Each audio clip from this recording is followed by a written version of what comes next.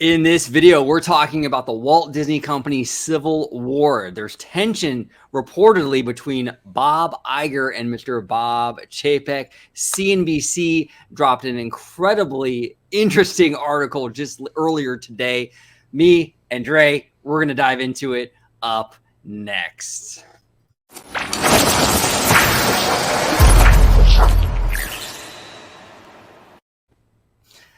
Welcome to another episode of the OrangeNerd Show, where we dive into everything except the theme parks. We're talking movies, TV, streaming, the corporate politics within the Walt Disney Company, just everything. We're breaking away from the parks on OrangeNerd and kind of diving into other areas of the company. Because you know what? There's a lot going on right now in these other areas for sure. But before we dive into today's topic, I want to introduce my incredible collaborator, Mr. Producer Dre Vash Sky, host of Freshly Squeezed. How you doing today, Dre? Hey, doing pretty good. Glad to be here. Glad to be on the show. You know, it's very interesting. I'm not gonna lie to you guys. We had other plans. We were gonna talk about some other stuff, but this dropped, and it was so profound. It was so big. It was so just like, whoa! Cannot believe. This bombshell of an article drops on a random Sunday. We got to talk about it, so we pivoted the whole show, and it was so juicy. We had to get into it. So I'm really glad to be here. I'm really glad that you invited me. Even though you had to make last minute changes, this one's a really fascinating one. It's really fun and it's worth doing. So thank you. I do appreciate it. Best place to find me is at Vashka. It's right down there. On the Twitterverse. Hey, it's been really good. Your guys' DMs have been awesome. They've been great. Been fascinating to kind of talk to you guys and really sometimes get ideas for the show. So that's been really fun. And the best place to see me is on the channel you're watching right now, Orange Grove 55 at Freshly Squeezed, your source for juicy news and info squeezed fresh right from the Grove. So that is where you can find me. Perfect. All right, let's dive into this CNBC article. So these are the kind of like the main takeaways of this article. And I'm going to link the article down below so everyone at home can kind of check it out on their own.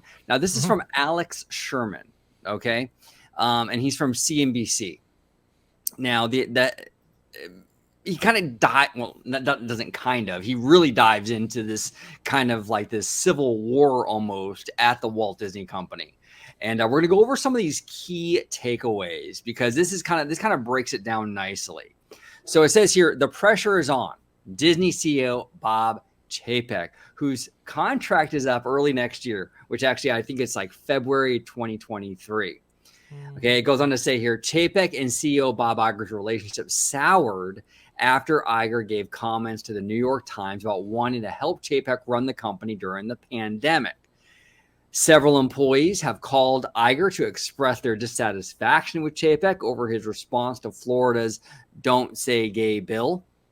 Chapek centralized budget power under his right-hand man, Kareem Daniel, a move that irritated several Disney veterans as well as Iger. And that's an interesting topic. We're going to really dive into that one.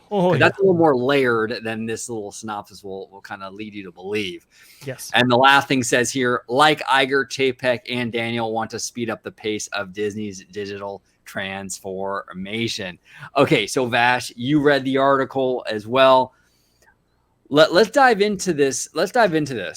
Now, the first takeaway is that Chapek and Iger's relationship started to sour when Iger gave those comments to the New York Times, basically saying, hey, I'm gonna kind of take a more hands-on role with the company because of the pandy, right? And I guess he didn't tell Chapek about that, and he just kind of went public with it. What are your thoughts on that? Let's start with that.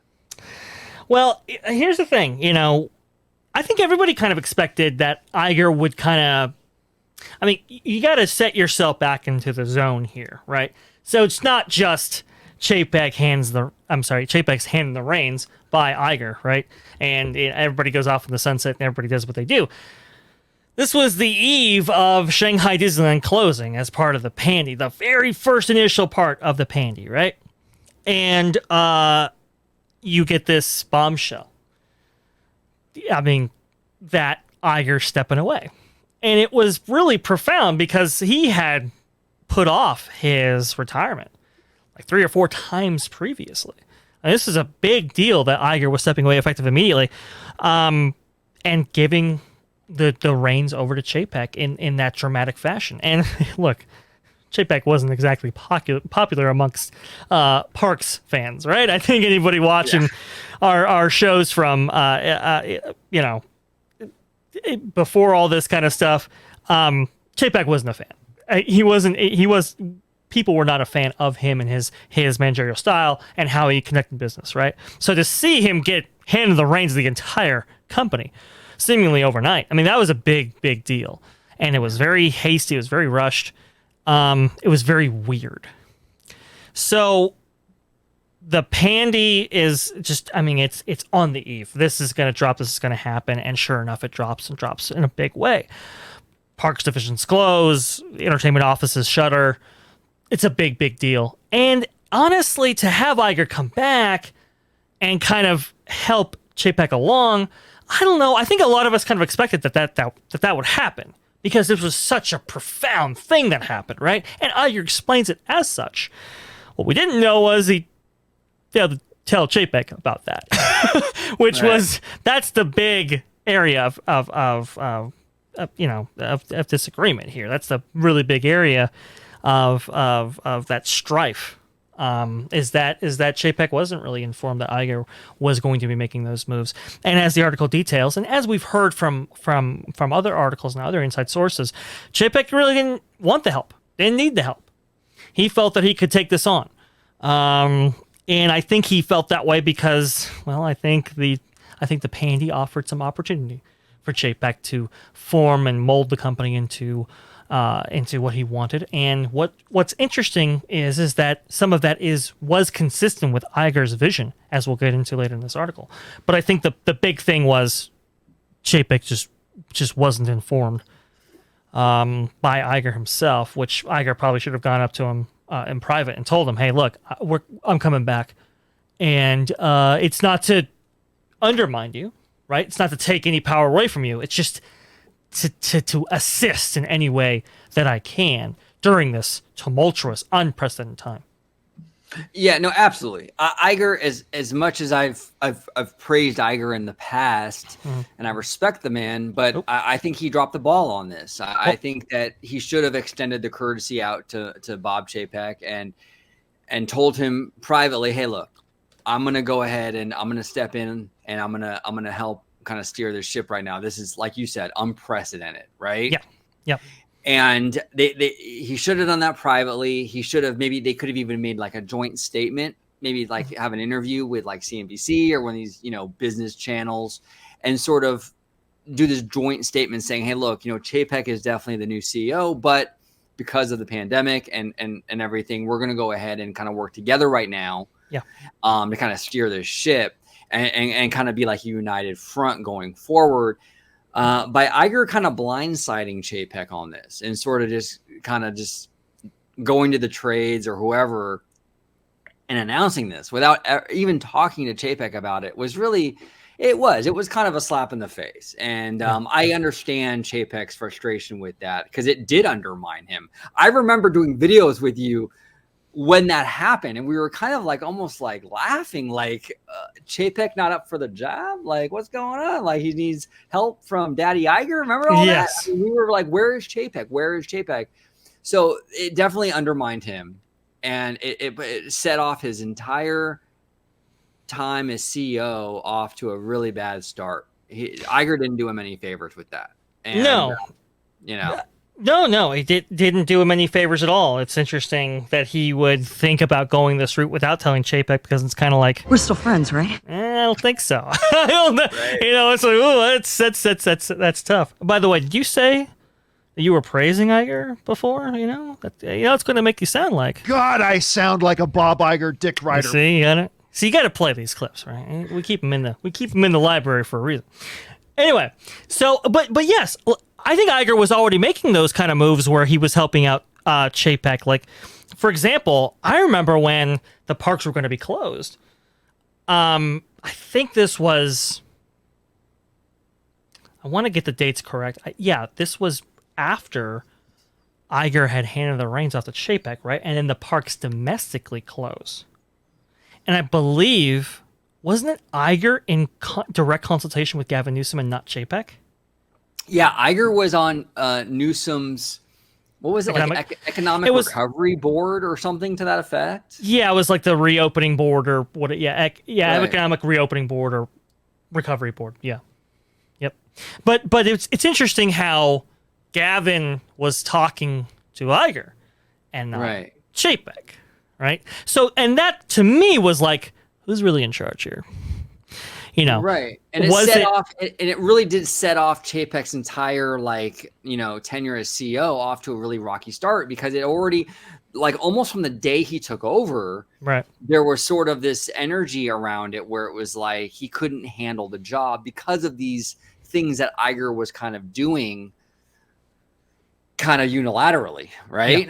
Yeah. And I don't, look, I don't want to speak for Bob Iger's like intentions or what have you, but I think that the end result of those actions, though, made it look like he was kind of working against Chapek, right? Like, it was sort of like he was undermining him, whether that be intentional, whether that be accidental, whatever. But it looked like he was like undermining him from almost like day one, from jump. and which is weird to me. The whole thing is weird to me because this article sort of like confirms that Bob Iger chose Bob Chapek, right? Yeah. And we've heard that before. The Financial Times reported a few months ago that Chapek was Bob Iger's hand-selected successor. Yeah. And not only was he hand-selected by Iger to be the CEO, but Bob Chapek was promoted many, many times under Bob Iger. I think when Iger came in, Bob Chapek was in the distribution end of Disney. He got promoted to consumer products, I believe, was his first promotion. Yeah. He was consumer products for a while, and then Bob Iger promoted him yet again to the parks division, where he was head of the parks. We all remember that. And he was there for like 4 or 5 years. And then he was promoted again as CEO. So it's weird to me, this whole situation, because it obviously seemed like Bob Iger was all about Bob Chapek. Bob Chapek moved up the rankings very fast under Bob Iger. He did, and some of that was by his necessity, because obviously Jay Rasulu or Tom Staggs didn't quite work out, right? So you had to have people fill those roles and to really kind of step up to not only to fill those occupations that were filled by their predecessors, but also to be that person that maybe Iger looked at as a potential successor, right? So his meteoric rise did work out quite nicely. It is fascinating how quickly he did kind of excel through the ranks, so to speak, and it's interesting because while he was at Parks and Resorts, that kind of corporate consolidation between those divisions would become an ongoing theme in the kind of the Chapek administration, if you will, right? And we're gonna touch on that big time later. But that's foreshadowing, people. Foreshadowing. But anyway, no, I mean, I think it's really interesting how Iger selects Chapek, and then like right from jump, it's like, whoa, hey there, slow down. Let me give me some reins back. I got this a little bit, and it kind of was one of those like, who is really in charge, and internally, it's like, who do you go to get to really understand where the company's headed, right? And to move in that direction. Do you go to Chapek? Do you go to Iger? I mean, like you said, it is almost like he was undermining him, from jump. Now, I will say the pandy had a lot to do with that, obviously. I don't think that would have necessarily happened in that same way had the pandy not happened. And unfortunately, the effects of the panty were long-lasting, as this article details. I guess Chapek and Iger are still not simpatico. It's interesting. We've had a couple of appearances of Iger and Chapek together, most notably in the parks, right? When Disneyland opened in April of 2021, right? And then again with the 50th anniversary with that media thing that they had, at Walt Disney World, and they looked awkward. They looked in both appearances. They didn't necessarily look eye to eye. They didn't necessarily look close. And as this article details, I guess they've had a couple of encounters. One detailed in the article is about a particular, it's Iger's retirement party. Apparently, this is the big thing that Chapek had to put off Destination D for, right? He couldn't go to Destination D because of this. And even though he's there in person, maybe he's he's at a separate table, is what they detail out. Steven Spielberg, David Muir, and Alan. Al Michaels are there. That's a particularly interesting one. That Al Michaels would be there. Obviously, we know that the story between Oswald the Lucky Rabbit and Al Michaels and how they switched, and it's very fascinating how Al would be there. I thought he would have a grudge over that, but I guess not. But they're there, and it's like incredibly awkward. It's like they're not talking, they're not speaking. And when Iger addresses the crowd and gives his thanks, Chapek's kind of left out. I've also heard of another story of when the company was on a retreat, and remember, it was the big, like, we shouldn't necessarily be data driven, right? When Iger said that to the, kind of these executives, and he's looking across the table at Chapek directly when he says that. And it's like a shot across the bow at everything that Chapek represents and what he stands for. So it's this kind of like, it's this whole dramatic thing playing out. And it really is fascinating.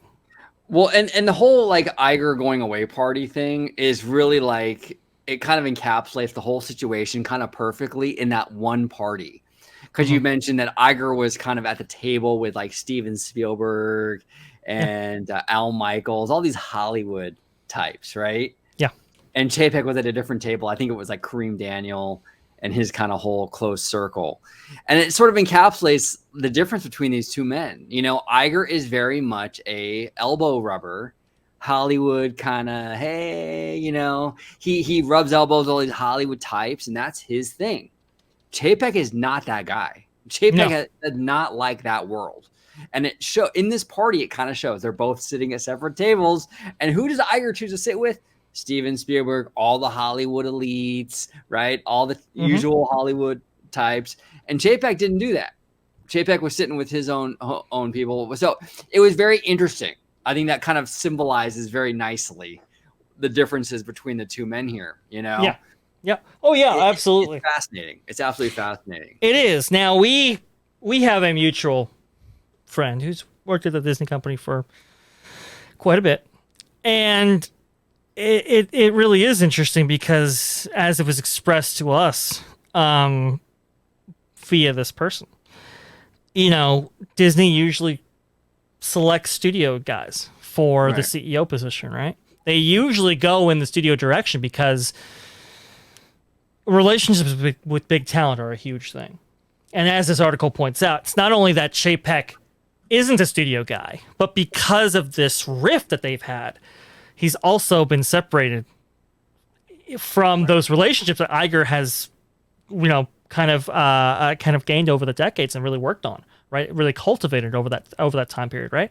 He would have normally inherited that, but now he's the outsider of outsiders. He does not have that kind of network that Iger brings with him, and he's also a guy that was on the outside looking in through his entire career.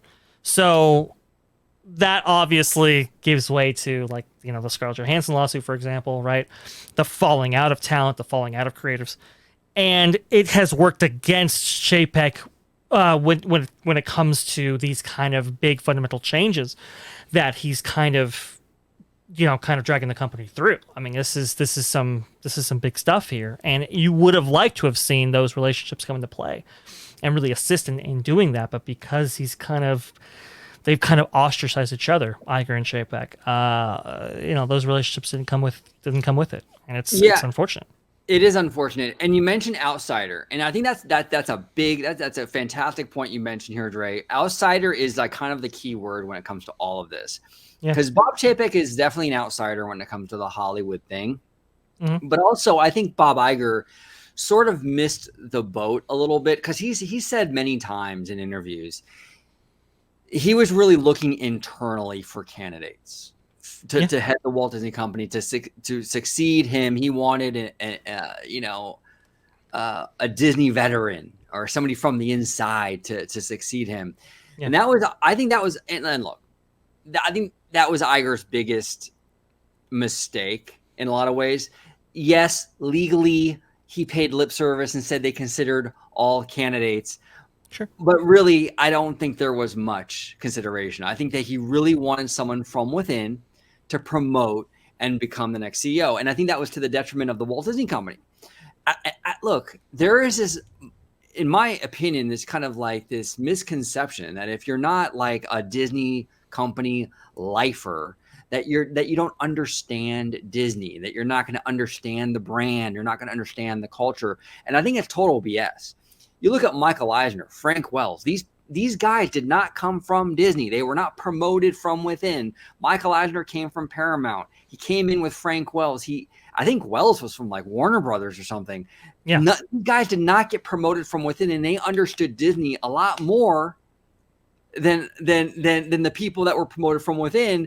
You know, they got it. They understood it. You don't have to be a Disney lifer to get the company, to manage the company well. And I think when Bob Iger decided, and I do believe he did decide, that he wanted someone from within the company, that was the biggest downfall. He should have thought more outside the box, consider outside candidates. You just bought 20th Century. You inherited a huge amount of talent buying that studio. He should have looked at Fox, Peter Rice, look at candidates that maybe are even outside of the Hollywood bubble, some tech people, whatever. Get really innovative with it. And I'm really surprised at how safe Bob Iger played it with Bob Chapek. It was like the most boring kind of like, it was just a bad decision on paper. He knew how bad Chapek was seen in the community when he was running the parks.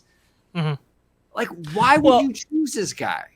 Well, let's think about this for a little bit, right? Because Chapek had successfully maneuvered to consolidate consumer products. Previously, also Disney Interactive, which that happened to drag on a company for a long time. So Disney Interactive merges with consumer products, and then consumer products merges with the Parks and Resorts division. I mean, he had successfully perform that transition at a time when they were, investing huge amounts into the Parks and Resorts division, right? And that relationship, that marriage right there had benefited the parks greatly, especially when we saw in Star Wars Galaxy's Edge in ways that I've outlined before, right? This incredible amount of merchandise that we've seen from both that. Also, Avatar is also included in that, right? Pandora also included a lot of unique merchandising opportunities that wouldn't have been possible without the merger of those two divisions.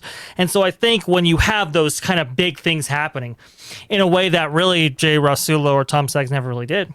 Yeah, that's true. And have him sort of understand this kind of part of the world of Disney so well, I think I can understand why that would be attractive. You also have to think, too, I understand the history, right? When you have Frank Wells and Michael Eisner being brought in from the outside. I'll push back a little bit and say that Disney, when Walt died, he didn't have a lot of great generals. He had a lot of great lieutenants. Right. A lot of people who could take orders but not necessarily get them themselves or really steer a path forward in the way that Walt did. So when Walter Roy died, I mean, a lot of the ambition, a lot of the direction died with them. And obviously we've heard, Steve Jobs talk about this, right? And Bob Iger talk about it, where it's like, when I leave, I don't want to leave this place in a bad position, like Walt maybe left the company. And so they needed outside guys to really help them out. They needed an outside force to tell them, hey, look, you got a dead guy running your company kind of thing, Yeah. right? That doesn't come from within. That only comes outside. I think where the company was and is largely at, but was back in 2020 when this transition happened, the company's way different than where it was in 1981, 1982, and 1983, true. right? When that happened. And it's so monstrous. It's so big. It involves so much. There's not really another entertainment company like it on the planet. So for Iger, I think, who understands that dynamic the best? Probably this guy, Chapek, right here, of the candidates that we have in front of us. Now, my thing is I mean, I kind of thought that Chapek was the fall guy, to be honest with you, with how that whole thing happened, right? And we've heard this kind of theory before, where it's like when this pandy happens and it's so profound and it affects so much of their business, if you screw it up, well, it just falls on Chapek. And they can bring Iger back if they want to. They can select somebody else, but he kind of seemed like the hatchet man to me. And as this article details out, I mean, some big moves have transpired, as a result of that profound shift there. But Chapek's been able to navigate this, pretty extremely well, all things considering. Now he hasn't the relationships with talent and some of the PR moves. Yeah, that's a whole different story, especially now. But when it comes to, I mean, Disney was in a very, I don't think people understand. They were in a very precarious situation. Oh, yeah. Because if that stock remains low, that doesn't just affect dividends or payouts or price in the dollar when it comes to the stock market or whatever. That makes them susceptible for buyout, which is which is a big reason. And what happened back in the 80s with Michael Eisner and Frank Wells coming into the company, right? The green mailers. If that happens, Disney has changed profoundly in all kinds of ways that are, cannot be anticipated, right? So the fact that Chapek was able to maintain stock levels at the point where they sat and now sit, I understand the stock's 30% lower than it was 52 weeks ago or whatever, but I can't tell you the job that Chapek had in front of him, the Herculean task. And look, you could argue with some of those decisions, obviously the layoffs, the executive bonuses and salaries, but relatively unscathed. And they didn't have to sell off whole divisions of the company just to keep themselves alive. That's credit to Chapek, I think. No, it is. No, you're absolutely right. You're absolutely correct on that, Dre. And that's why I love how we dive into this stuff, because we are fair to Chapek. Yeah. And we give credit where it's due. And you're absolutely right. The way Chapek navigated the waters during the pandy, the stock was down. I remember. I own Disney stock. Full disclosure, I do own not a whole lot of shares, but I own. I think I remember telling people, buy. buy right now. Buy right now, because you're never going to see the stock as low as it was in the rest of our life. No, yeah, and it was down to like in 2020, it was down to like $80 a share. It was very cheap for Disney. Crazy. And I bought a few more shares around that time period. Mm-hmm. But Chapek really successfully navigated those waters, brought the stock price back up, and like you said, relatively unscathed. Look, Disney depends so much on people congregating and coming together, whether it be their cruise lines, whether it be their theme parks, whether it be their movies. Everything is about crowds, essentially, except for Disney Plus. They could have taken the biggest hit. They could have been in a position where they had to sell off, like you said, divisions of the company. They could have been bought out by someone like Apple or some big tech company like Amazon or something. Who knows? And they weren't. And that is kudos to Bob Chapek, because look, at the end of the day, if fans want to say the buck stops here with Bob Chapek, well, then the buck stops here with Bob Chapek, and you got to give him credit where it's also, positive. You can't just say the buck stops here when it's bad shit, No, and folks, I don't know if you've heard, but those companies that you detail, specifically Apple, particularly Apple, they were circling the waters. They were circling the waters. They were kicking the tires on buying the Disney company. In fact, that whole thing had been going on since Steve Jobs was alive. I believe Bob Iger, didn't he mention it in his book, how if Steve Jobs would not have died, that there was a good possibility that Bob Iger would have facilitated a deal to have the Disney company be absorbed by Apple? Is that is am I speaking out of turn here? That is 100% accurate. I believe it's in the Ride of a Lifetime.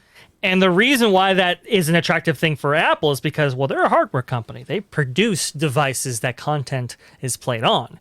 Wouldn't the biggest boon in the world would be a media company creating content for their devices, hopefully exclusively. Right, and not just content. You're talking about Mickey Mouse, which is like the most recognizable character in the world. Yeah. Right? I mean, it's crazy. You're talking about Marvel, Star Wars. I mean, the library that Apple would inherit from that buy. You want to talk? I mean, it's not even just content. It's like the content, and the holy grail of content, And you could think of it this way as well. Think about the parks and how they could be transformed and benefit from a technology company like Apple providing infrastructural support for. I mean, you could, right? It blows the mind on the types of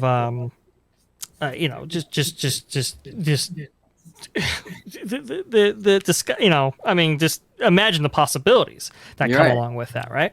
And so that was, I think, from Iger's standpoint, that's why he was on the board for a long time at Apple.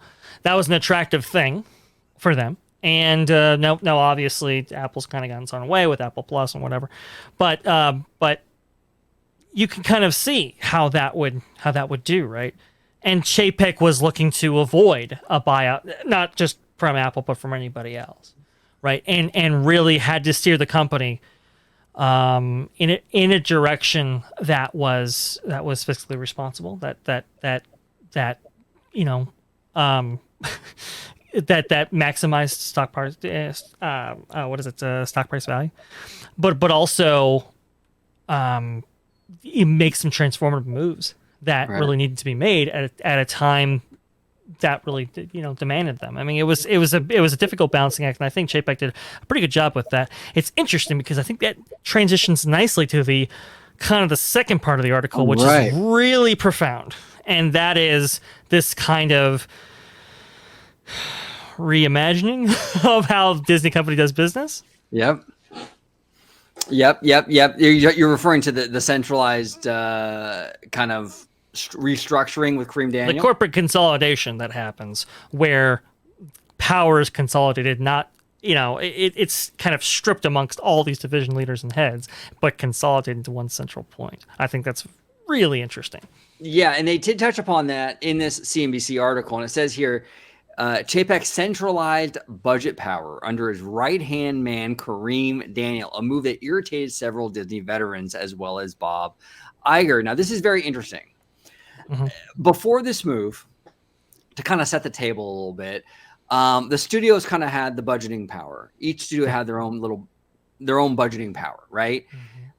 Once Chapek reorganized, though, it gave all that power to Kareem Daniel. And it gave Kareem the ability to sort of not only with budgeting, but decide where content lands. So if Marvel makes a movie, Kareem Daniel's unit, or whatever you want to call it, division, would decide where that movie lands. If it's going to be in theaters, whether it's going to be on D Plus or Hulu or what have you. So it's a very interesting move. It's a game-changing move. It definitely is a response to the changing landscape in Hollywood. It really, really is. Yeah. And this article touches upon that. And it touches upon how even Bob Iger sort of saw the need for something similar kind of going forward here. Let's go ahead and share. Give me 1 second. It's right around the Robert Kinsel portion of this article, which I found most fascinating, and I wanted to read it over again. So I'm glad you're bringing this up here. Let's do it. Let's talk about this, because this is I agree with you. It's very, very fascinating. Okay, so it says here, Let's go ahead and highlight, and I'm gonna read this, and then we're gonna discuss it on the other end. Sure. It says here, Chapek wants to streamline Disney so content decisions across distribution platforms can be made in synchrony. I don't know if I pronounced that right. Probably not. Synchrony. Synchrony. Sorry, Yeah. synchrony. To be made No, it's in okay. synchrony. Instead of division heads running their own fiefdoms, Chapek and Daniel can steer Disney by controlling the budgets of each group and deciding where content ends up, which is what we just talked about. Streaming or cable or broadcast or movie theaters. Executives can then focus on making content or selling ads or building streaming technologies with direction from Chapek and Daniel. Historically, the heads of Disney TV, Hulu, ESPN would run their entire businesses. Conceptually, Chapek's idea actually isn't all that different from what Iger began to put in place with the organization of Disney Plus. In early 2018, Iger met with Robert Kinkel, chief business officer at Google's YouTube, according to people familiar with the meeting. Before Google, Kinkel had worked for 7 years at Netflix, overseeing content partnerships. And then it just goes on to say here that right here, Kinkel told Iger if he wanted Disney to start trading at Netflix-like multiples, which were at the time orders of magnitude higher than Disney's, Iger needed to run operations like a tech company. Google separated its content and distribution divisions. The same roles didn't live within small groups the way Disney had been structured for years.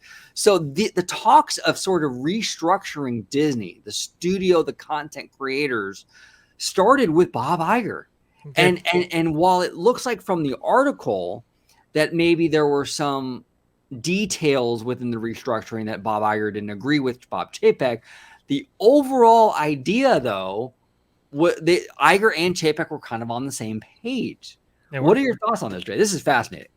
Oh, this is fascinating. Now, look, I wasn't surprised by this because the reason was because Iger had talked about this even before 2018. And not to the extent that, technology company and that kind of restructuring, but he has said multiple times, or he did say multiple times, that Disney has blown up to be this gargantuan elephant, right? That it couldn't be as flexible as it needed to be, as nimble as it needed to be to really kind of capitalize on consumer trends. That because of how it was structured before, because all of these division heads had so much power and they ran their divisions kind of as their whole separate entities, that it was really difficult to make profound moves quickly. It's interesting because it got to a point where the division heads, they set up this structure where they would meet like every week in order to kind of make sure that, hey, the right hand knows what the left hand's doing, kind of thing. It had gotten so big at that point that kind of organizational structure they felt was necessary, which isn't the best way of doing things, I will admit. It has some of its advantages, but it is kind of one of these things where the divisions did kind of feel wholly disconnected from one another, Right. like a lot. What? And it comes down to small things, right? If I have a Disney account here, why do I need a separate D23 account? Why do I need a separate, it's like, it's kind of like the little things, but they kind of add up, and it is kind of fascinating how that works out. I think Iger did want to go through that kind of consolidation process, and Kinsel, while he did offer advice, I think it was the advice that Iger was looking for. That it was like, okay, we actually do need to step in this direction, and really jump. I think the kind of dividing line between Chapek and Iger's philosophies was where that kind of consolidation point, that kind of bottleneck was going to occur, because there were thoughts, and this article does detail it out. People can probably read it on the screen actually about this kind of difference in approach, right? Should we read it? No. There was a thought where it was like, you have a Kareem Daniel figure, for example, right? and he handles distribution. He handles ads. He handles where these things go. Does Daniels have the ability to approve and greenlight certain projects? That was, I mean, Peter Rice argued that shouldn't necessarily occur at that level. That should stay with the division leaders in order to work with talent, right? Because, hey, it's the old Walt Disney philosophy. Walt Disney didn't talk to, he talked to the head. He talked to the guy in the room that was making the decisions, right? And that's Hollywood. You don't speak to somebody who's like, oh yeah, you know what? Let me get back to you on that. Let me make sure that this is approved. No, you talk to the guy who's making that approval decision, right? And that's how deals are facilitated. And it is actually a good point. That's how kind of the Hollywood industry works. And Chapek did reverse course on that. Previously, it was Kevin Meyer who said that no, if you're going to consolidate power in this way, they should, that decision maker should kind of have everything. Whereas Chapek did kind of stray on that a little bit, and kept that decision with the division heads in order to maintain those relationships. But some of this other stuff did come about. I mean, well, a lot of it did, obviously, and it sent shockwaves because this was previously antithetical to how Disney had been doing business for a century, essentially. Right. So it's really kind of an interesting thing that they would go in this direction. Peter Rice mentions in here how he expressed concerns. It's in the article. Let me see. I'll put it up again. It says here that give me 1 second. That he expressed concerns that it would cause right here. Rice feared losing greenlight power would affect Disney's relationship with Hollywood, and that's exactly what happened. I mean, there is a strained relationship right now between Disney and Hollywood, and this is why. Look, this is why it's so important. And I know my park people want to get upset and tell me, no, the parks are everything, but they are not everything when it comes to the Walt Disney Company. No, Walt Disney's nephew Roy Disney said, I think it was in that documentary, Waking Sleeping Beauty, the film business was, is, and will always be the heart of the company. And Peter Rice, because he's from that world, that studio side, he understands it. And everything is downstream from the studio. I mean, look, we live in a world now where every attraction at the parks is based on a franchise that the studio makes. If the studio isn't right, it trickles down to the parks, and the parks won't be right. You have to get the studio end of this right. And I think that's why I'm a big advocate for Peter Rice. I think he would be a phenomenal CEO. He obviously had the insight and the foresight to know that this would be a problem. And sure enough, sure as rain, it's been a problem. So it's interesting. It's fascinating. But they did. I think it was. I understand, like you said, I understand why they chose Chapek, but I think they should have put a studio guy in there, especially right now with the focus being streaming and stuff. You needed someone in there that really understands Hollywood, and Chapek clearly doesn't. Probably with the profound changes that were coming, not just from how the company does business, but for the entire industry, and Disney sets that tone. It probably would have been better to have a studio guy in place. I mean, our longtime colleague and friend said just as much, like, hey, there's a reason why studio guys are chosen, and we're seeing the effects of that. And it's, look, people get kind of upset that, oh, it's the parks. Studio first, guys. Studio first. They are not a theme park company that has a studio.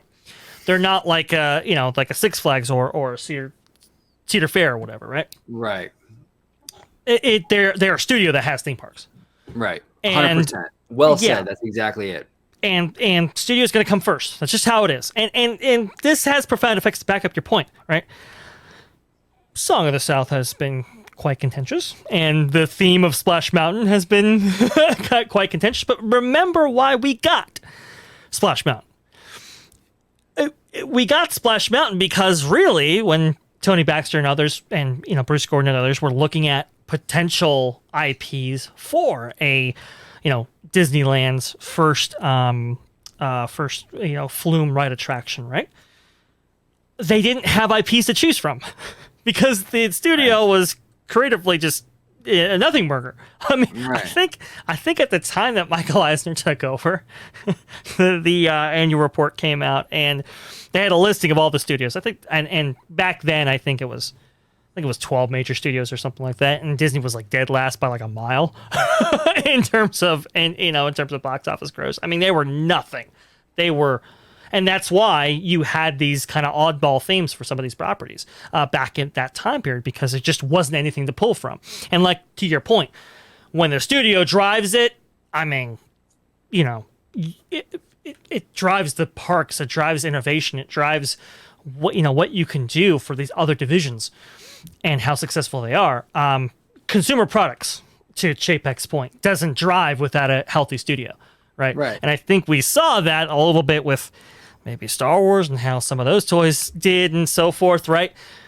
And I think that's why Chapek wanted to go in this direction with Kareem Daniels and so forth and make people accountable and kind of hold the purse strings a little bit, because I think he understood that if you have creatives that aren't in line or in tune with consumer expectations and consumer preferences, that could really screw you if you're working at somebody like consumer products, when you have all this product that you have to sell and you can't because the studio couldn't get its act together, right? We saw that with Tron Legacy. It was supposed to be a huge franchise and it just bombed. It didn't bomb. It just wasn't as successful as they thought. And you have all this product that you have to sell at discount or put in landfills, essentially, right?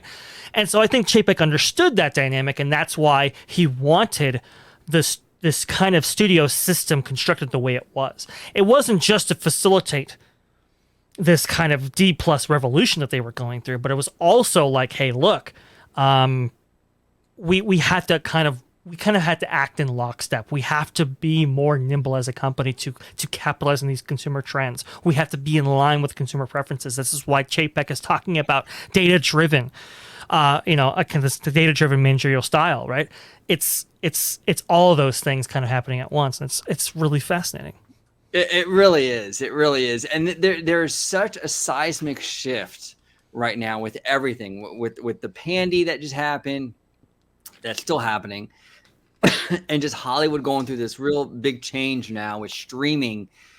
You know, these kind of growing pains are kind of expected, and it's not just Disney. I mean, you know, Warner Brothers went through shit too with their day and date stuff, and all these studios are sort of learning as they go. And I think eventually, if I were to put like kind of a positive spin on this, I think at the end of the day, we're gonna find that when the dust settles, Hollywood's going to find the right mix of like how to do things, what goes into theaters, what goes into streaming, how to balance it, how to organize. I think eventually we'll get there. But right now with the nuke that was just dropped, right? With the pandy and everything so fast. And now they got to like scramble to adjust and everything. Disney, Warner, all the studios. I think that it's just going to be a lot of, test and adjust as we go.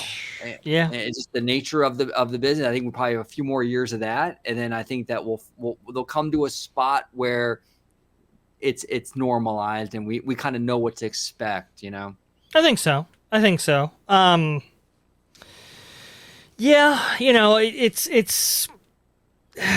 these kind of profound changes in the industry.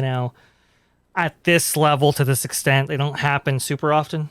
Right. I mean, for example, television, right? When it came out, I mean, a lot of people thought it was the death of the theater. Yeah.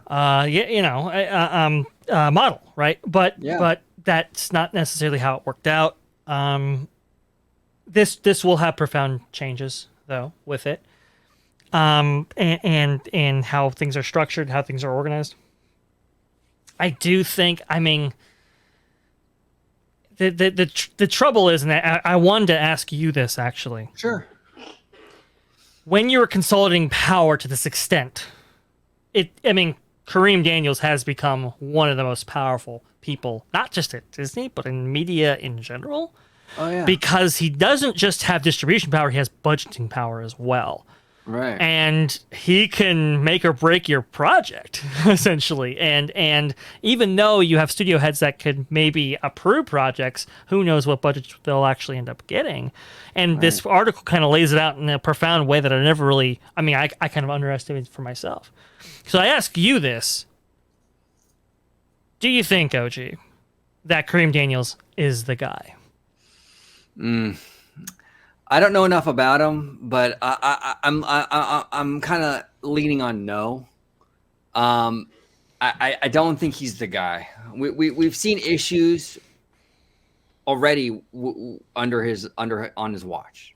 You know, Pixar is pissed off at Disney because of the distribution and how it just seems under Kareem Daniels. It seems there's no real rhyme or reason. It's like, hey, the Disney animated studios films get like premiere access, or they'll get theatrical windows, but all the Pixar ones get like just thrown on a D+. And there's no real rhyme or reason as to why certain films get what they get and why other films get what they get. I think Kareem is but really kind of mishandled this whole distribution thing. You know, I think it's been a mess. A lot of the problems that Chapek is having is kind of stemming from the Kareem Daniels end of the company. If you really think about it, yeah. You know? No. So I think that he might not look. I'm not trying to downplay Kareem. I'm sure he's a brilliant, absolute brilliant executive.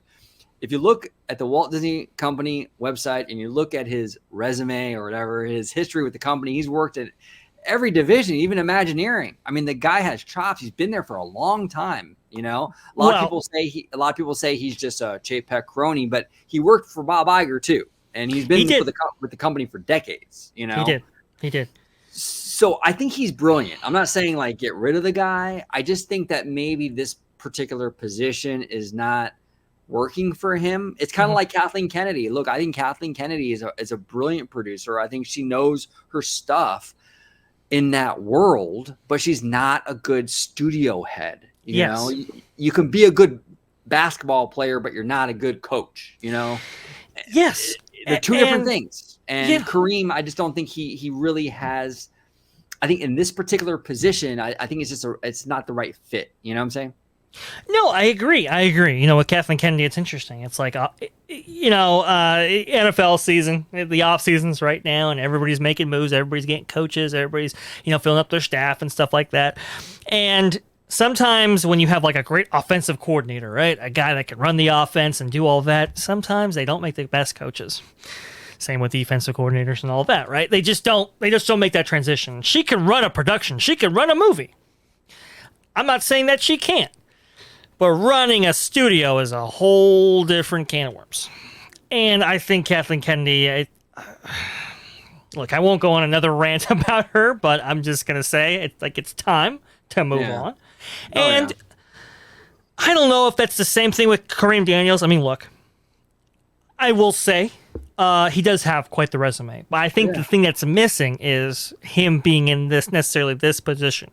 The article does kind of outline how you did have Kareem Daniels' previous power distributed among the studio heads that had decades of experience in their realms. And now you're consolidating power to one guy that might not have necessarily been in those positions standalone and now has all this power, right?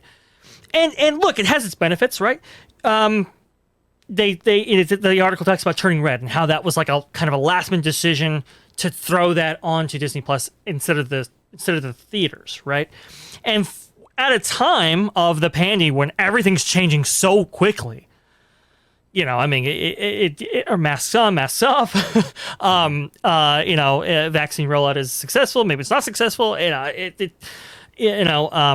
Virus is spreading here, virus is spreading there. Maybe it's locking you out of your key markets. Maybe theaters aren't open. To have that kind of flexibility and to be as nimble as that, as you have to be there. I mean, the article says like that decision would have been months in the making, and now you can make it in a matter of weeks. That is extremely beneficial. But is Kareem Daniels the guy to make that decision? Right.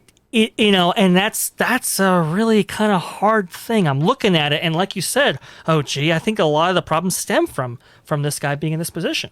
Right. No, exactly. And it's like, and it was mentioned in the article, like I said before, Peter Rice kind of called it. He said it's going to create problems with Hollywood. And sure enough, right as rain, it did. Oh, yes, it did. Maybe Peter Rice isn't maybe the next CEO, but maybe Peter Rice should have the position that Kareem Daniels has, because he has vast knowledge of the industry, and he knows where he can, how he can navigate it a little better, where that's not going to, piss off talent. And that's not going to piss off the industry.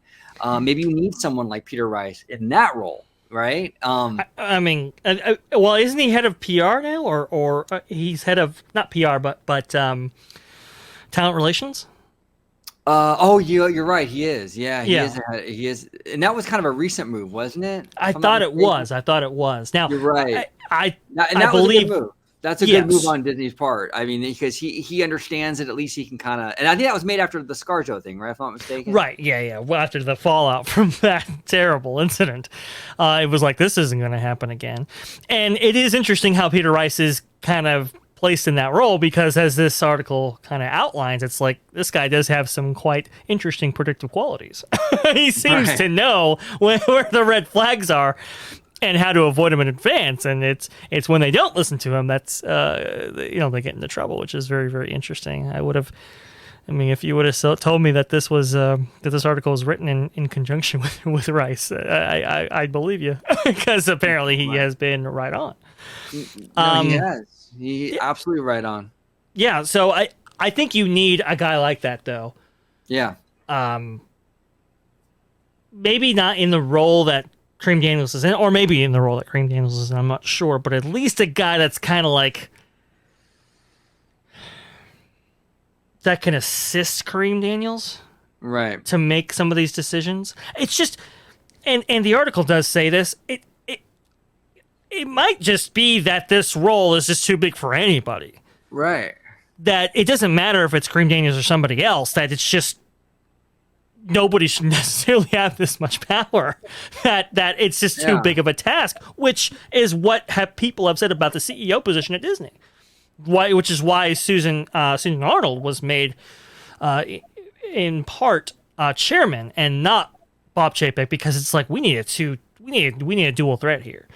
We can't have this huge media conglomerate just be under the direction of one person. Well, in a similar way, maybe that Kareem Daniels position should be looked at similarly. Maybe he should have a partner in crime, so to speak, and maybe it should be Peter Rice.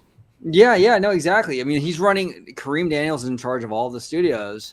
Maybe kind of split those up a little bit. You have, like you said, like a partner in crime, like it's Kareem and say Peter Rice, and maybe Disney and Pixar go to Kareem, and maybe Marvel and Lucasfilm and Fox go to Peter Rice, and kind of split the responsibilities up a little bit. That might help. You have two different people kind of handling this stuff. It's not all on Kareem's desk, right? So I think that might be beneficial. Obviously, there needs to be something though. They need to adjust something, because there have been issues with this restructuring, and like I said before, a lot of the problems do stem from that decision. And I think that they need to address it. I think they do. I think the course that they're on right now, like, yes, it does offer them a huge amount of flexibility, and it's what Iger wanted. Ironically enough, that's the kind of one of the biggest takeaways, like you said, OG. It's what Iger wanted. Iger did want a kind of organizational structure that facilitated flexibility for the company, right? That facilitated this ability to kind of pivot on a dime, so to speak, in a way that Disney really could never do before. And it's interesting how they're wanting to make this into this kind of technology company. It's kind of an odd fit, because the previous Disney's previous foray into technology, I just think about like Fast Pass Plus's debut, right? Right. And how that, I mean, if any of you guys haven't watched it, go and watch what is it, Defunct Land's Fast Pass video. It's super good, but you kind of see like how Disney has kind of treated technology applications when it comes to the parks, and that has kind of, I mean, we saw the DocGo fiasco back in Michael Eisner's time, and it's like Disney's tried to do this for so long, and it's like you're pivoting in the direction of organizing yourself and like to make yourself out to be a technology company when you really haven't innovated anything technologically wise. I mean, you've acquired stuff, you branded stuff, right? You've made it, you've Disney-fied it, so to speak, but you haven't really innovated. And so exactly. when I see Chapek talk, it's like, oh yeah, innovation. I'm like, oh, what exactly? Right. No, that's exactly correct. And look, I'm not even 100% against the idea of Disney being a more tech-driven company, because really that even falls in line with really like Walt's original kind of mindset with Disney is constantly innovate. You know, he was constantly on the forefront of new technologies, whether it be the first sound cartoon, whether it be the multi-plane camera, whether it be theme parks or animatronics. He's always on the forefront of technology. So it is in line with the original kind of mindset foundation of the Walt Disney Company. Great. But if you're going to do that, if you're going to be more tech focused, what Disney should really do is start to kind of court tech people, you know, call it crazy, but maybe recruit people, executives from like Apple and Google, and get these people on board and create a more tech-driven environment within the company that you can actually do this stuff. Because you're right. I mean, they haven't really been that successful, you know, in that regard. I think if you were to start recruiting people from these tech companies, get the brain trust going with that on that end, I think that might go a long way, you know. I just think like Disney, to me, when it comes to the tech side, they've always gone cheap. like they've always kind of like gone with the cheapest outfit in order to embark on these huge technological swings, and we feel that at the parks all the time. Like, you know, where it's like, oh, hey, we're going to unveil this new product, right? Whether it be Magic Keys or, you know, Oogie Boogie tickets or whatever. And it's like, it's going to come on this date. And we've all done it, right? We've all been like, okay, wait for the site to go down. Wait for the 8-hour, you know, Thunder Mountain Goat animation, right? I mean, it's like... And so when I hear, oh no, we want to go in a technological direction, corporate structure and all, it's like, it's just like, oh God, like, they suck at this so badly. They do. Disney Interactive was a drag on the company for years. I remember reading annual reports going, oh my God, okay, you know, we got to make up that financial flop, right? And to kind of see them going in this direction, I do agree with you, OG. It's like, if you're going to do this, get tech guys to help you. I think you could take some great aspects from these technological companies, but maybe don't embrace everything because you are still a studio. Well, and that's interesting too, is that we've kind of come full circle, because we mentioned earlier on in this video how Bob Iger in his book, Ride of a Lifetime, was mentioning how if Steve Jobs was still alive, they probably would have merged Disney and Apple. Yeah. And if that would have happened, there you go. That would have been kind of the answer, really. Right. I mean, then you wouldn't have had, this wouldn't even be a conversation. Like, they would be on the forefront. Apple is very much a forward-thinking, forward-driven tech company, and that married with Disney's content would have been kind of a match made in heaven. Now, I don't really love the idea of Disney being, because it would be Apple buying Disney. In that case, I mean, I don't think Disney could afford Apple. I could be mistaken. I just don't think they could. No. It would be Apple buying Disney. So you're talking about a $1 trillion company versus a $1 billion company. It's not even close. Not going to happen. So I'm a little iffy on any other company owning Disney. So far, Disney's been very fortunate in like kind of evading that. They've bought other companies, but they've never been bought out themselves. Hey, look, we've seen it. Pixar is sort of feeling the brunt of that right now. Disney bought Disney. I know, you know, Disney bought Pixar, right? Yeah. Yeah. Great decision. And then Chapek came in, and now the people at Pixar are probably not too happy. That's the problem when you get bought out by another company. Like, okay, right now, maybe Tim Cook is okay. He's doing a good job with Apple. But what happens when Tim Cook retires? And then they get some guy in there that totally sucks. Well, now Disney's under their umbrella.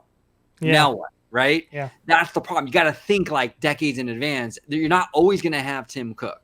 You know, it could be someone more. So I'd much rather Disney be its own thing. But yeah, that whole Apple Disney merger that Iger was sort of proposing would have been a game changer for them. If they wanted to be a tech company, that would have been it. Yes, and I think this tells you how forward thinking maybe Iger was, because you know, it's like he did have these predilections of going in that direction, right? And to see it kind of come full circle, like you said, how it's like, okay, well, if we're not going to be acquired by a technology company, let's be a technology company ourselves and rally around this product that is Disney Plus. I mean, it's a fascinating thing. It's a very interesting thing. You know, just to kind of, I always like to provide our viewers with a little bit of additional insight that maybe they haven't seen before. If you want to see Disney's foray into technology and how that worked out, there was a product that was released under the Iger administration, right? That was the Disney PC. It was like a Disney computer. Look it up. Look up Linus Tech Tips. Disney PC is real, and we got one. It is a fascinating thing, and you can kind of see, like, we're not going to necessarily innovate. We're just going to Disney-fy it, and it's like, oh, this is innovation, you know? You know and what? That sounds so cringy. You know what, Drake? Give me the link if you have the link, and I'll put it in the description down below. I do. It is cringy. Like, literally, think a PC monitor, but with mouse ears, providing the speakers. Like, it's like, it's so funny. I'm the biggest Disney fan. Yeah. But I hate that whole kind of like just put mouse ears on everything. And Michael Eisner era was like so guilty of that. Oh, yes. Like everything was just like throw mouse ears on it or make it like, you know, black, red, and yellow, Mickey Mouse color. I just think it's so cheesy. Yeah. Oh man. But yeah, definitely give me the link. Well, yeah. And I'll go ahead and put it down below on this. I will send it to you. I'll send you in chat after the show. That way, make sure you have it, well, for the time of upload. But, you know, it kind of goes back to like Michael Eisner, right? You bring up a good point with this, where it's like Church Street Station. It's like, that's interesting. We can do that. Pleasure Island, or Universal wants to do a kind of a cinema-based park or movie-making park in Florida. Okay, Disney MGM Studios. You know, it's one of those things where it's, you know, maybe we won't necessarily be the first, but we'll be the best kind of mentality, which is good in some respects. But it is quite fascinating how the Disney company is changing in profound ways, and how they think of themselves and where they want to be, where, you know, what they're doing right now, for good, for better, for worse. They think it's the right direction. I think Chapek, though, for himself, he really needs to maybe not be so insulated in his pool of advisors and people that he confers with, because they haven't necessarily steered him in the right direction regarding all aspects. And when it comes to this PR battle that they're having, I mean, this whole thing with this Florida bill has really blown up in profound ways. You know, obviously we have, you know, WDI being, you know, they're feeling disillusioned. We're having, you know, Pixar, obviously they're up in arms about a couple of things that Disney's doing right now. It's interesting because apparently Pixar leadership agreed with the decision to put Turning Red on streaming, exclusively. But maybe that didn't sit right with the animators and people who were working on the project, so to speak, right? So there's, even within the ranks of those divisions, there's division, right? There's divisions within the divisions. And that really comes down to just, this is such a new world we live in. Yes. This is what I mentioned earlier with the growing pains, and the landscape is changing, and it's just there's going to be this kind of push pull. I'm sure, and I wasn't alive during this time period, but I'm sure, like you mentioned, with the introduction of television and that whole conversation, is it gonna completely destroy the movie industry? I'm sure there were similar conversations in that time, about this, very similar, and there were disagreements and divisions within the various studios as to what's good and what's not good for this, and ultimately it worked out. Ultimately, television was its own thing, and even worked as a marketing tool for movies, and it worked out. And then there was even similar discussions when it came to like the introduction of like Betamax and VHS. Is that going to destroy the movie industry? And it didn't. Again, that was also something that eventually it worked itself out, and they were able to complement each other. So I think, as an optimist, I do believe we'll see history repeat itself. I do believe these things will shake out, and they'll find this sort of complementary, happy medium. But in the meantime, it's going to be a shit show. It is. It is. I mean, look, there was a time when Disney didn't release any home media, right? That they would release films every 7 years, and back into the vault they went. And if you wanted to see it, you better get up and you see that film in the theaters. And these things would be not perennials, but I guess they would come out and come back in on this kind of interval basis to keep these franchises and things relevant. And when VHS was introduced to the market, and Little Mermaid sales were off the chain, right? That became a big driver of how the studio operated. And now it's like, dude, we gotta release films animated films every year, and we have to, pivot from this 7-year model to this kind of distributed model, which is interesting because that's where Chapek kind of starts his meteoric rise, right? With the Disney Vault and putting those films out, not in theaters, but in distributed media, home video, and starting that whole thing. So these things have profound effects, and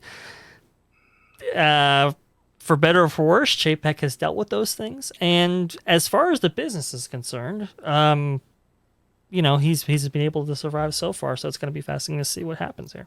Yeah, Chapek, I think on the business end, and this article, the CNBC article, even talks about it, where he's got the chops. They said, I think at the very end of this article, it says something to the effect of like everyone they interviewed in regard to this piece, they all said the guy's got the business skills. He's a determined, operator. He understands from a business end of it, a strategic end of it, understands this world. It's that people person kind of social end of the job that he's really bad at. And they said he lacks the emotional intelligence. The emotional intelligence, and that is a big part of this job. And a lot of people like to poo-poo that kind of stuff.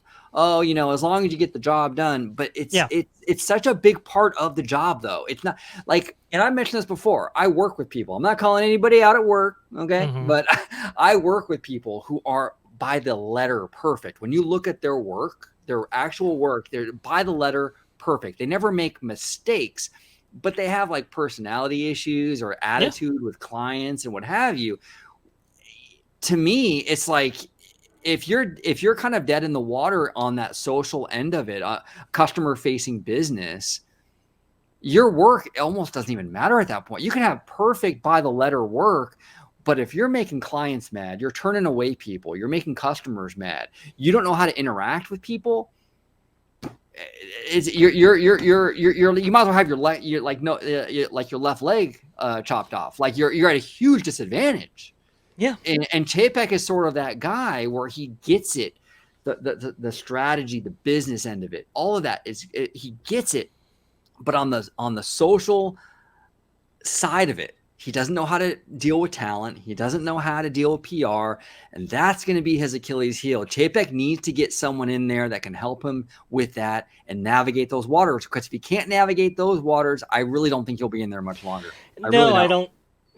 I personally 100% agree with you. I 100% agree with you. And the fact of the matter is, I mean, look, I mean, I came from the school of hard knocks. I hear the emotional stuff, and I'm like, okay, but I'm pragmatic, I suppose, to a fault, I guess, and I sympathize somewhat with the data-driven leanings of Chapek. But you have to understand that this is a creatively driven company, and it's Right. also a services-driven company in some aspects, right, or at least in profound ways. So you're not just going to deal with talent and those relationships, right? You're not going to just deal with, people who you have internally who you're trying to keep or who you're trying to, retain or attract, but you're also dealing with, kind of these industry moguls, so to speak, and you have to have relationships with them. But on the flip side, you're also a services-driven company in that you have to have relationships with the consumers. Right. And it's like, and we're seeing that in the parks right now, where that's not necessarily simpatico. Well, and look at Bob Iger's tenure as CEO. The Yeah. big success that Bob Iger had was all his acquisitions. Yeah. I mean, if you really look at what he did over the past like 15 or so years, it was the acquisitions that stand out the most. Yes. Acquiring Marvel, acquiring Pixar, acquiring Lucasfilm, acquiring Fox. And he didn't get those companies, those studios, by just being a business guy. You have Absolutely to form, you have to form relationships. You have to understand how to sell this concept, this idea to the person that you want the studio, like you're trying to buy from. You have to sell it. You have to pitch it. And that's why Iger was so successful, because he could sell ice to a snowman, right? Yeah. There's a business element to it for sure, but that social element is a big part of it too. And Chapek is at a severe handicap not having that. And he needs to figure a way around that. He needs to find a way around that. Hiring, maybe a different kind of model for the Walt Disney Company. Like I think Netflix has a CEO and co-CEO kind of model in their corporate structure. Maybe something like that would be beneficial for Disney, where you have, a business-minded data guy like Chapek and a little more creative Hollywood smoozer guy or growl, as a CEO and co-CEO. Sure. And do that model. Because look, it's historically Disney had done very well when you have that yin and yang push and pull, whether it be Walt and Roy, Eisner and Wells.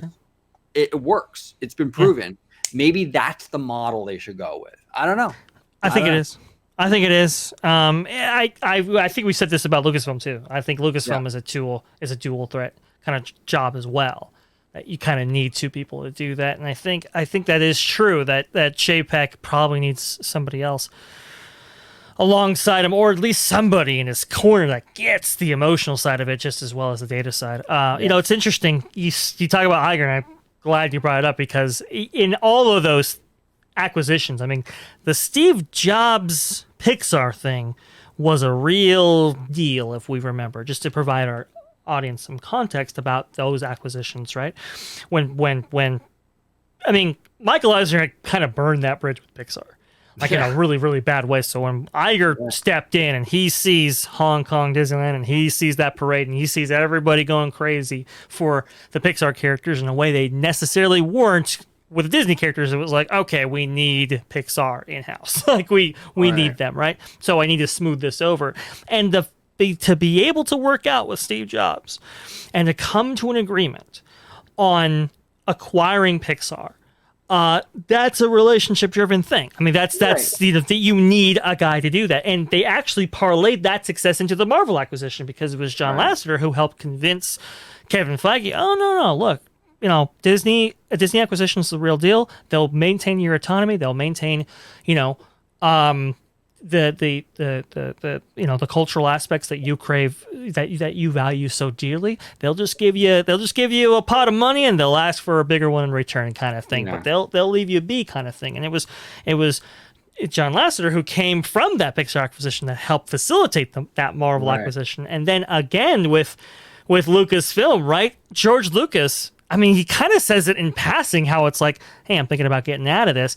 When they were together unveiling Star Tours The Adventures Continue in Disney's Hollywood Studios, right? He just kind of says it like, hey, I'm thinking about selling this, And Iger's like, oh, really? But there was negotiating there, and he was able to do that. So to your point, OG, I mean, you really do. As numbers driven as I kind of am looking forward to seeing the company go into, you do need to have an emotional hand with this thing. You do need to have a sympathetic kind of humanistic side to the Disney company. That networking kind of element. Right. It's essential. In Hollywood, relationships are everything. They're everything.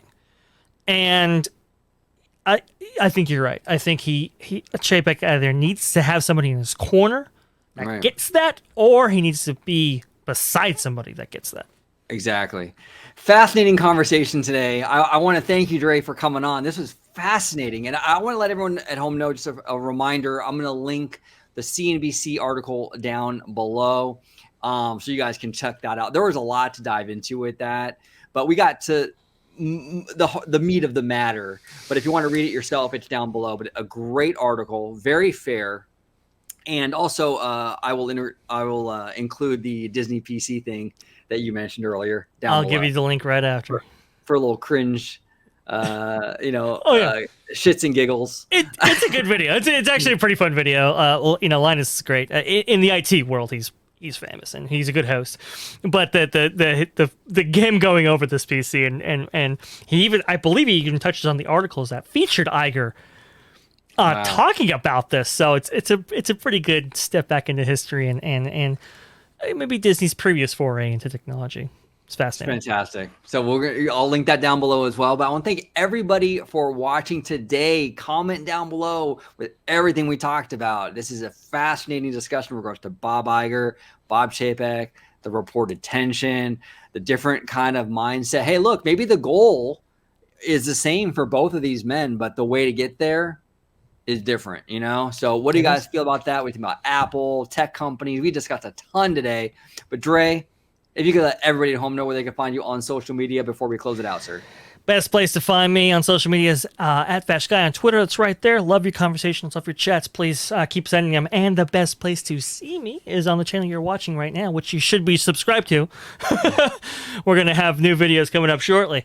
Orange Go 55 at Freshly Squeezed, your source for juicy news and info squeezed fresh right from the Grove. So that is where you can find me. Should I play that? Yeah, sure, I'll play it. But really nothing compares with a freshly squeezed. I love that drop. I love playing it. So yes, you can find me there. Perfect. Well, thanks again, Dre, for coming on, and thank you all for watching. Comment down below, hit that notification bell, and as always, have a wonderful, wonderful day.